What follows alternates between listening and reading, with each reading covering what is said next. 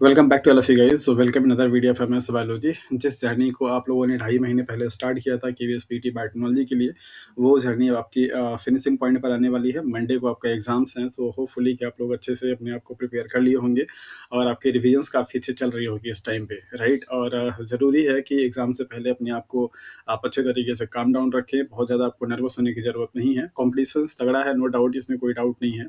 Number of seats बहुत कम है और नंबर ऑफ कैंडिडेट्स बहुत ज़्यादा हैं, और जो भी कैंडिडेट्स हैं अपने आप में बहुत ही पोटेंट हैं। सब इस बात का दावा करते हैं कि उनकी प्रिपरेशंस काफ़ी अच्छी है, तो आपको यहाँ पे थोड़ा सा चैलेंजिंग होगा। बट इंपॉर्टेंट चीज़ ये है कि आपको इस चीज़ का ध्यान रखना है कि आप अपने आप को अपने अपने ब्रेन पे कंट्रोल रखना है। आपको नर्वस नहीं होना है एग्जाम के टाइम पे, और आप एग्जाम से पहले ही पहुंच जाएं। और अपने जो भी पेपर्स आपको मिले, मीन्स उस पेपर में ठीक तरीके से आप क्वेश्चंस को रीड करें। और जल्दबाजी में कोई भी सवाल आपका क्वेश्चन का आंसर आप ना करें। आपको ध्यान देना होगा कि हाँ, कौन से क्वेश्चंस पे आपको नॉट लगा हुआ है, कौन से क्वेश्चंस पे आपको इनकरेक्ट लगे हुए हैं। ये सिली मिस्टेक्स होते हैं जिन क्वेश्चंस को आप सही तरीके से रीड आउट नहीं करते हैं, और जहाँ पे नॉट या इनकरेक्ट लगा हुआ है आप उसको देख करके सही वाले ऑप्शन पे क्या करते हैं, चूज कर देते हैं। सो इन सिली मिस्टेक्स से आप बचें। और इसको लेकर के अभी हम लोग कल भी बात करेंगे कि क्या क्या चीज़ आपको करनी है, क्या एग्जाम्स के टाइम पे आपको ध्यान देना होगा।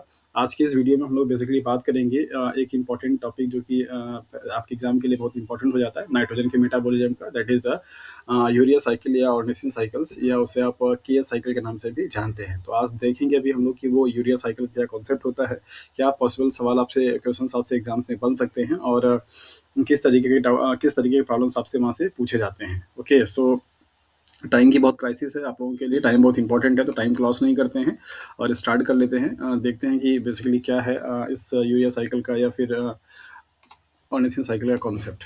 ओके,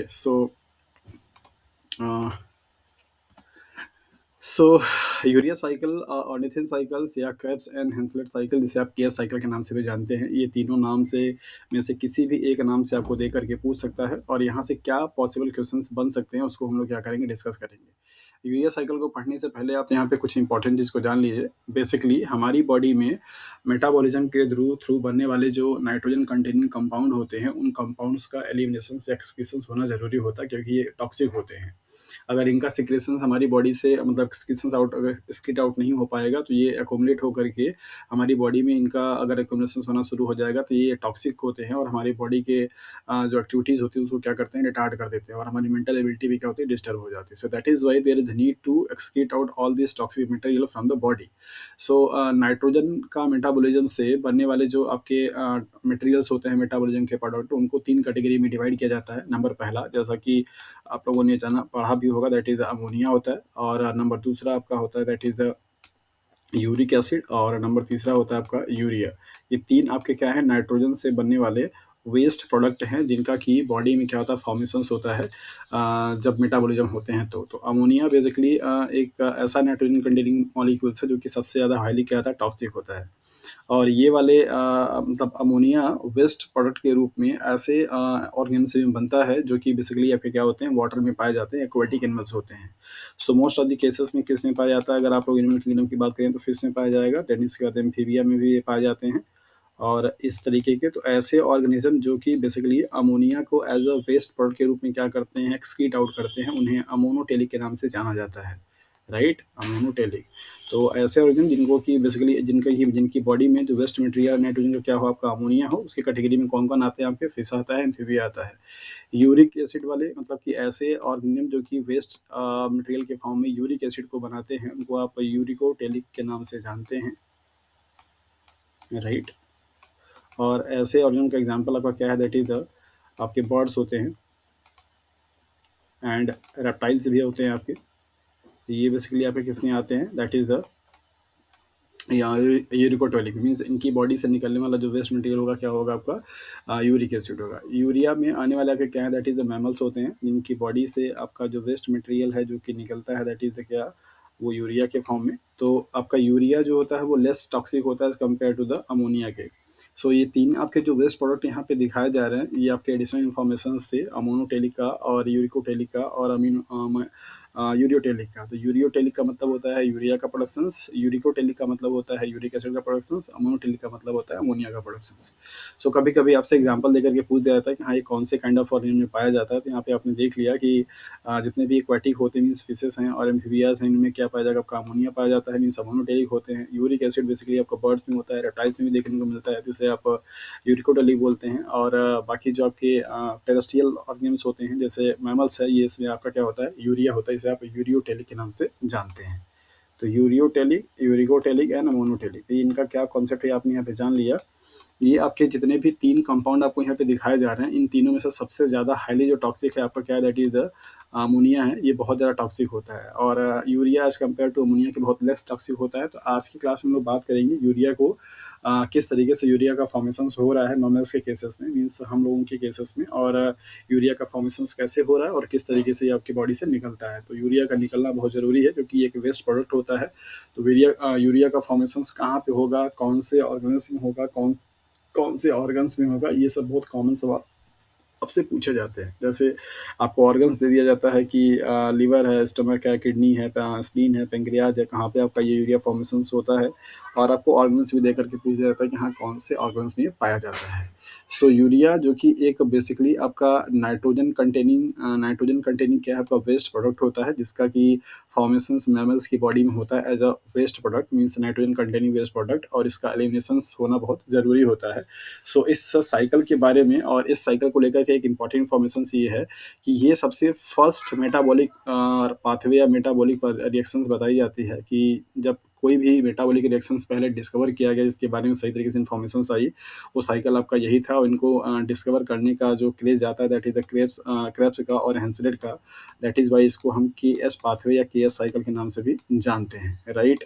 और ये बेसिकली जो आपका हैंस क्रब साइकिल आप पढ़ते हैं, टीसीए साइकिल, उससे लगभग 5 साल पहले इसकी डिस्कवरी हुई थी। सो कभी-कभी आपसे सवाल ये भी बन सकता है कि फर्स्ट मेटाबॉलिक पाथवे जिसको सही तरीके से डिटरमाइन किया गया, इसके बारे में इन्फॉर्मेशन दिया गया, वो कौन-सा है? So answer is urea cycle. Urea cycle ही है वो आपका जो कि मेटाबॉलिज्म के फील्ड में सबसे पहला पाथवे है जिसके बारे में इन्फॉर्मेशंस दी गई। तो इस साइकिल को इनके डिस्कवरर के नाम से या मतलब आपका केएस साइकिल के नाम से भी आ सकता है। ऑर्निथिन उसका एक इंटरमीडिएट मॉलिक्यूल्स कंपाउंड होता है, इसके नाम से भी आ सकता है। यूरिया का चूँकि मेन बात ही हो रही मीन्स यूरिया फॉर्मेशन ही होता है, दैट इज़ वाई आप यूरिया साइकिल के नाम से भी जानते हैं। साइकिल इसलिए क्योंकि ये बेसिकली आपका साइकिलिक का पाथवे होता है, यहाँ पे 5 स्टेप्स होते हैं और साइकिल के फॉर्म में चलता है। तो हम लोग देखेंगे यहाँ पे कि कौन-कौन से वो स्टेप्स हैं और कहाँ-कहाँ पे होते हैं और क्या पॉसिबल सवाल आपसे यहाँ से बन सकता है। तो यूरिया जो साइकिल होती है वो बेसिकली प्राइमरीली किसमें पाया जाएगा, लीवर में पाया जाता है। सम पार्ट में मीन्स सम एक्सटेंस में आपका कहाँ पे, किडनी में भी होता है। तो आपके ये वाले ऑर्गन्स दे करके सवाल आपसे बनते हैं कि यूरिया का फॉर्मेशंस कहाँ पे होगा। तो आप याद रखिए कि सबसे ज़्यादा प्रायोरिटी पे कहाँ पे है, मीन्स लीवर में है, एंड सम लेसर एक्सटेंट पे आपका किडनी में भी क्या सकता है, पाया जा सकता है। ओके, तो ये रहा आपका ऑर्गन का। और अगर हम लोग बेसिकली बात करें कि इसका मीन क्या हो जाता है, तो मीन इसका यही होता है कि जो भी आपका अमोनिया एक nitrogen containing compound waste material होता है जो कि बहुत हाईली टॉक्सिक होता है, उस अमोनिया का कन्वर्जन है किसमें, दैट इज द यूरिया में। और यूरिया जो कि क्या है आपका लेस टॉक्सिक है। तो अमोनिया से यूरिया का conversion with the help of a certain enzyme is known as the urea cycle. So urea cycle means what, that is the conversion of a highly toxic ammonia molecules into the less toxic urea molecule with the help of a certain enzyme is known as the urea cycle. Okay, और urea cycle में basically आपका जो ammonia मतलब जो जिस molecule से आपका ammonia urea बन रहा है वो कौन-कौन से मॉलिक्यूल से यहाँ पे आपको दिखाया जा रहा है कि इसके 3 मॉलिक्यूल हैं। एक तो आपका है अमोनिया है, दूसरा आपका CO2 है, तीसरा आपका एस्पार्टेट है। ये आपका एक अमीनो एसिड है और ये आपका क्या है, ऑर्गेनिक मॉलिक्यूल्स है। यहाँ पे एक क्या है आपका इनऑर्गेनिक है। 2 आपके ऑर्गेनिक कंपाउंड है, एक आपका क्या है इनऑर्गेनिक कंपाउंड है। तो इस तरीके से 3 आपके इसके क्या है प्रिकर्सर मॉलिक्यूल्स हैं, अमोनिया है, CO2 है, एस्पार्टेट है, जिससे कि मिल करके और कंबाइंड हो करके बेसिकली आपका यूरिया क्या होता है, बनता है। ये यूरिया के बनने की जो प्रोसेस होती है 5 स्टेप्स की 5 सीक्वेंशियल एंजाइमेटिक रिएक्शंस होते हैं जो कि माइटोकॉन्ड्रिया और साइटोप्लाज्म दोनों में मिल करके क्या होता है, चलता है। स्टार्टिंग के जो 2 रिएक्शंस होते हैं वो आपके माइटोकॉन्ड्रिया में चलते हैं, जबकि लास्ट के 3 जो रिएक्शंस होते हैं वो कहाँ पे चलता है, साइटोप्लाज्म में चलता है। तो कभी-कभी आपसे ये लोकेशंस पूछे जाते हैं कि एग्ज़ैक्टली यूरिया साइकिल में यूरिया का जो फॉर्मेशंस होता है वो कहाँ पे होता है? साइटोप्लाज्म में होता है या माइटोकॉन्ड्रिया में होता है? तो इस टाइप के प्रॉब्लम आपसे यहाँ से पूछे जाते हैं। सो फर्स्ट 2 रिएक्शंस अगर in mitochondria and remaining in the cytoplasm, तो आपके 5 रिएक्शंस में से जो स्टार्टिंग 2 रिएक्शंस होंगे वो कहाँ पे पाए जाएँगे? दैट इज़ द माइटोकॉन्ड्रिया में, और रिमेनिंग जो 3 रिएक्शंस होंगे वो कहाँ पे पाए जाएँगे? साइटोप्लाज्म में। और यूरिया का जो फॉर्मेशंस होगा यूरिया साइकिल में कहाँ पे होता है? ये बहुत इंपॉर्टेंट पॉइंट है। आर्जिनिन और ऑर्निथिन, ये 2 आपके क्या हैं? मॉलिक्यूल्स हैं।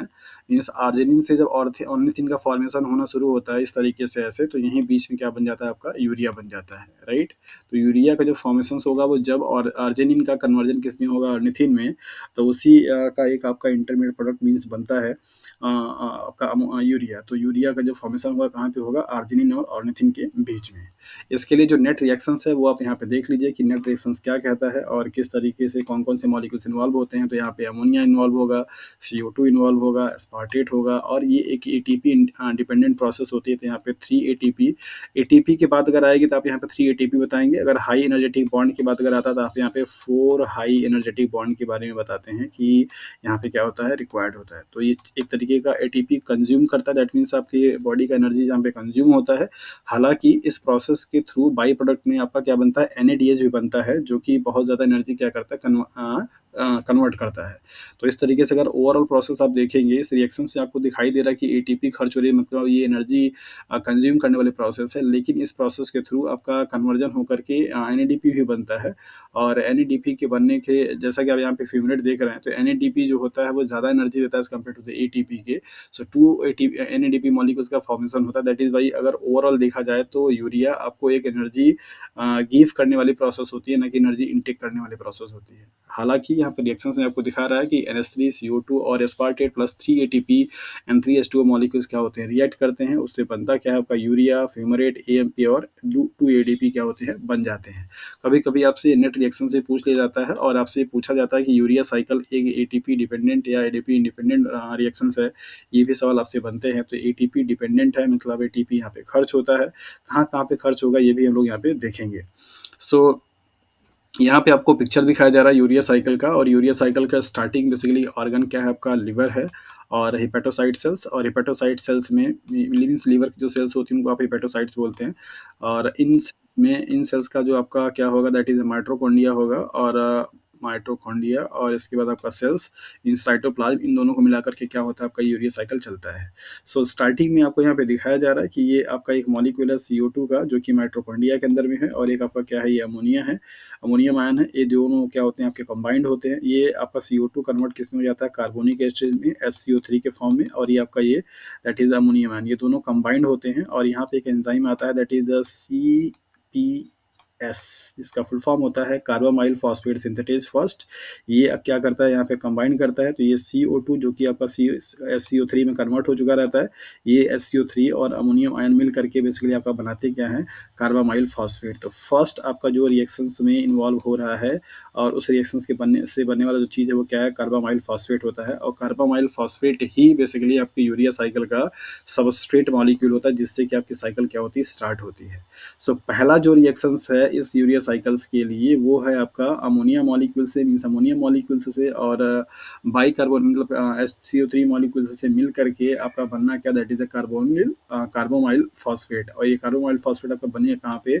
माइटोकॉन्ड्रिया के अंदर में, और उसके लिए जो एंजाइम चाहिए वो क्या है? That is the carbamoyl phosphate synthetase first.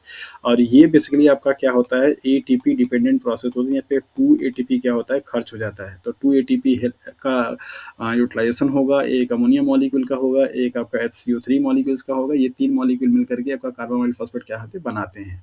अब कार्बामाइल फॉस्फेट बेसिकली ऑलरेडी पहले से ही जो आपका ऑर्निथिन बना हुआ है, ये ऑर्निथिन इस साइटोप्लाज्म में बनता है, लेकिन यहाँ पे क्या होता है? ट्रांसफर हो जाता है किसमें? माइटोकॉन्ड्रिया में। तो ये ऑर्निथिन अब जा करके बेसिकली किससे रिएक्ट करेगा? कार्बामाइल फॉस्फेट से।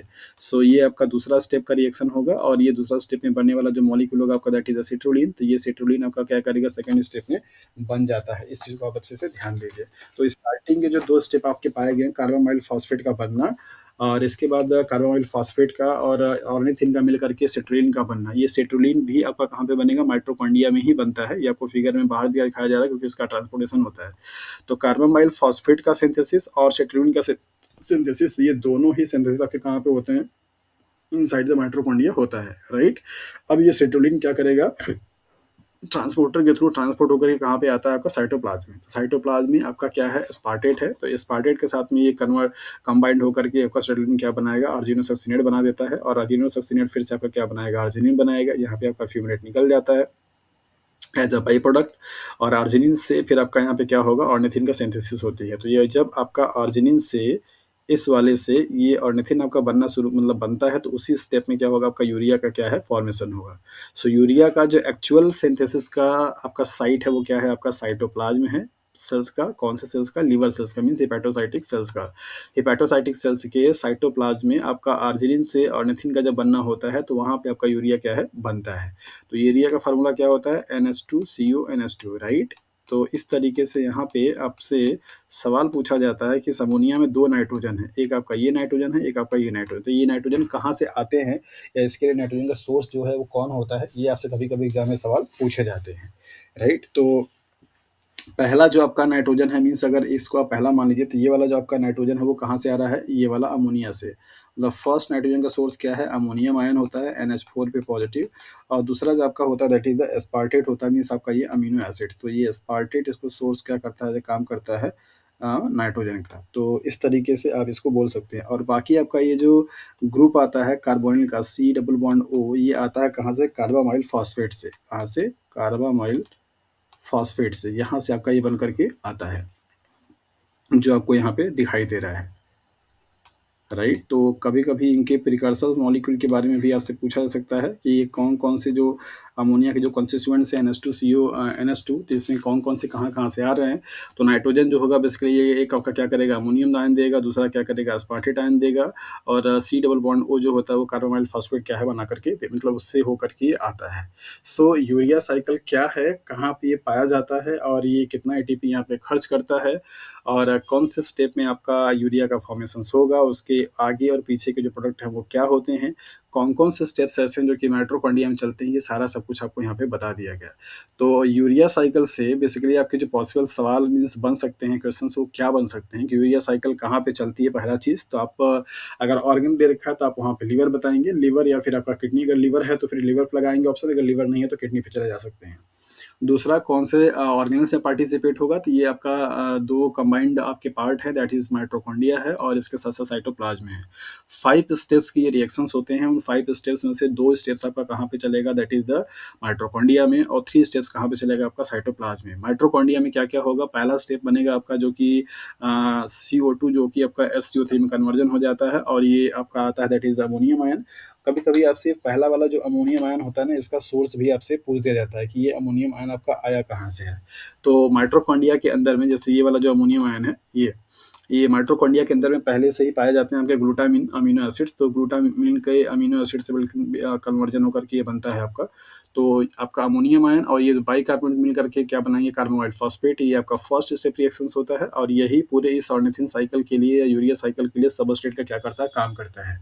दूसरा स्टेप में ऑर्निथिन कार्बोहाइड्रेट फॉस्फेट के साथ में रिएक्ट करेगा, रिएक्ट करने के बाद आपका क्या होता है सिट्रीन बना देता है। तो सिट्रीन का फॉर्मेशन और कार्बोहाइड्रेट फॉस्फेट का सिंथेसिस दोनों आपका कहाँ पे होता है माइटोकॉन्ड्रिया के इनसाइड में होता है। इसके बाद आपका पूरा का पूरा प्रोसेस कहाँ पे चलेगा साइटोप्लाज्म में चलेगा। तो साइटोप्लाज्म में आपका क्या-क्या होगा सिट्रीन जो है एस्पार्टेट से कंबाइंड होकर के आर्जिनोसक्सिनेट बनाएगा और आर्जिनोसक्सिनेट से फिर आर्जिनिन बनेगा और आर्जिनिन से क्या बनेगा ऑर्निथिन बनेगा। तो जब आपसे आर्जिनिन का कन्वर्जन होकर के ऑर्निथिन बनना शुरू हो जाता है आर्जिनिन से ऑर्निथिन, तो वहाँ पे आपका क्या बनेगा यूरिया बन जाता है, राइट।